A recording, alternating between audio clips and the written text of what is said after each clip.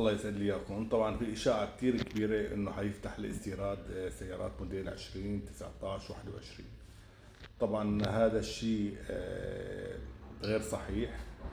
حبينا نحن ننزل هذا الموضوع لانه حتى كدراسه بفتح استيراد السيارات بموديلات محدده حاليا ما في.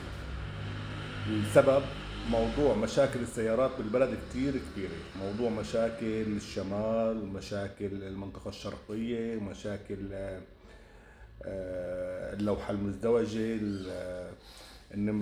السيارة المقفلة. طبعا هذا الشيء في يلي من برا عم يحكوا انه حتفتح الاستيراد غير صحيح. هلا في عالم عم يقولوا لنا على الصفحة طبعا انه لا، في سيارات عم تفوت.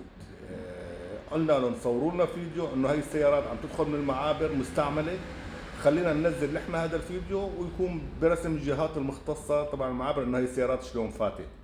بس انا متواصل مع اكثر من معبر عم يقولوا لي ولا سياره عم تفوت مستعمله، كل اللي عم يفوت حصريا هو جديد. فالسيارات اللي بتدخل هلا على سوريا هي جديد اخر 3 سنين. الجمركه تبعها 2650 دولار رسوم دولة، وبضل المخلص الجمركي شيء بياخذ 100 شيء بياخذ 150.